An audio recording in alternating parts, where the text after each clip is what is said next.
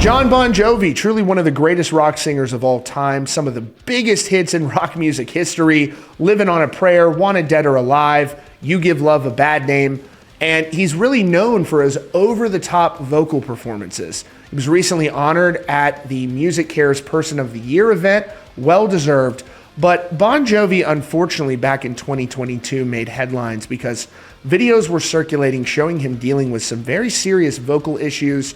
He appeared to be struggling greatly to perform his music, and it went viral. Bon Jovi went to address these issues head on. He's been working with medical professionals to recover vocals, and he was very vulnerable when asked at a Polestar Live Q&A about how he planned to deal with this, and he spoke at length, and he really had a powerful response on essentially saying, look, if I can't be great, I'm not going to do this anymore, which would be heartbreaking to see him step away. I think he still has a lot to offer, and I hope that he can continue to perform. But we're going to also be speaking to a vocal expert who talks about the real arduous recovery process associated with vocal injuries and what it means for the artist. We're going to have him joining us in just a moment, but I'm going to read to you what Bon Jovi had to say. I thought this was a very candid response from him. I really liked what he had to say about this. This is from Ultimate Classic Rock. I've linked to their coverage in the description. So Bon Jovi was asked during this Polestar Live question and answer session. He said, it's become public knowledge now, but I've had major reconstructive surgery in my vocal cords, and I never had anything like this ever. So it's been a difficult road, but I found a doctor in Philadelphia who did something called medialization because one of my cords was literally atrophied. Sometimes people get nodules. That's pretty commonplace. Sometimes deviated septums and things like that have taken their toll on the cords. The only thing that's ever been up my nose has been my finger. So it's been very difficult this last decade to have to contend with something that was out of my control. So he notices this last decade that he's been dealing with this. He continued later on, he said, my health has been first and foremost a topic of discussion, but I'm well on the road to recovery there. If I can't be great, I'm out. And I think that the documentary that we're about to put out addresses all of this. It's called Thank You, Good Night for a reason, and we'll determine what happens there. But we do have this incredible 4-part documentary to celebrate the 40th. We have a brand new record that I'm very excited about, and the hope is that I get to go out and celebrate it this time because I'm so excited by it. But if I can't do it at a level I've grown accustomed, there's no harm in that. And Bon Jovi is absolutely correct. He's had an amazing career, and I hope that he is able to go out there and sing his heart out like I know he can. And so I'm hoping this recovery goes well. But I don't really understand how these recoveries work, and I have an expert here on the line that does. So joining me now to talk about this is David Benitez. He's from the Extreme Vocal Institute. Check out his lessons at the link in the description for all things vocal coaching. Now, David, when you go through something like this as a vocalist, it's got to be terrifying when, your instrument doesn't work. He went through an arduous process of recovery. I can't imagine what that felt like. We saw that video of him performing where, he seemed to be struggling significantly within the last couple of years. I felt for him because that's out of his control. It was obvious he was going through an injury. One of the greats, really one of the all-time greats, and now he's gone through this process to recover, and I'm really hoping he pulls through. But what does it mean for an artist to go through this, and what do you have to do to recover? I mean, really, it's the day that no one wants to see come, but sometimes it does, especially depending on the era you're from, too, and it's really tough when it does like this.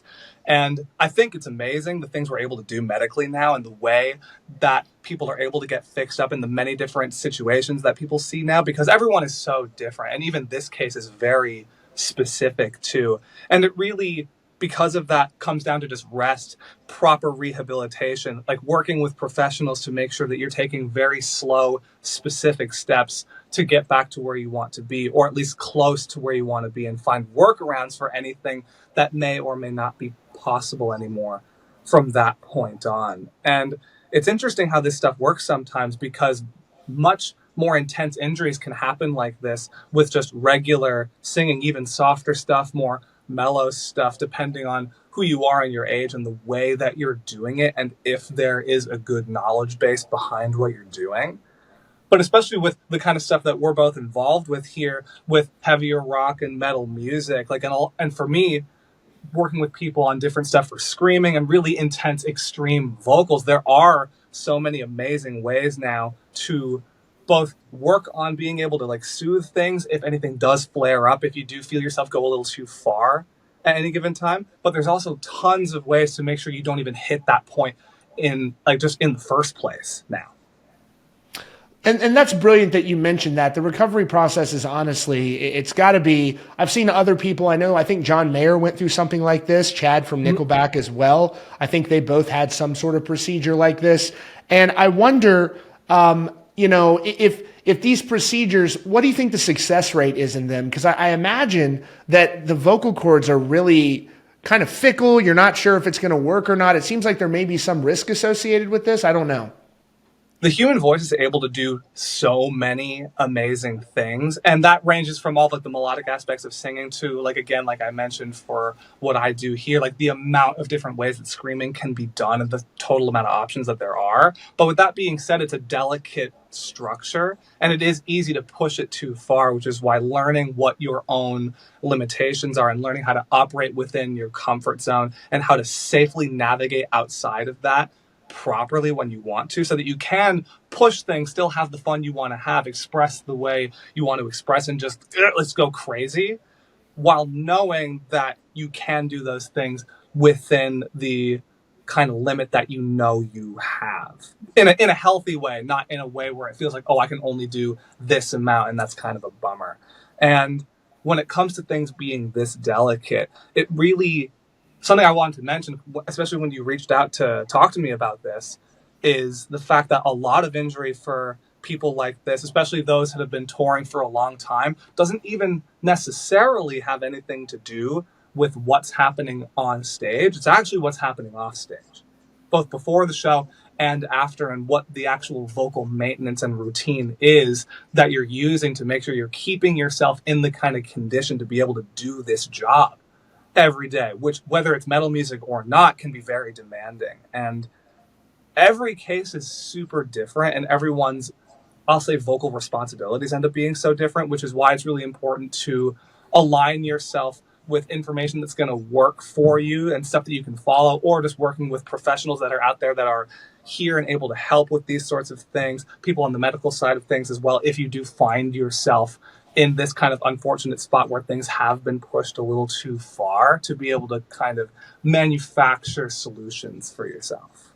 That makes sense. And I wanted to ask you too, I know that something that artists frequently encounter, vocalists, is what would you, I know probably every instance looks different, but I feel for people who are out there and their vocals break down when they're on the road. All these people have signed up, and I've had people explain this to me. It really is a tough thing to go through, where you're out on the road, people have bought all these tickets to come to shows, and your voice starts breaking down, and you really don't want to, how do you deal with that when that begins to happen on the road?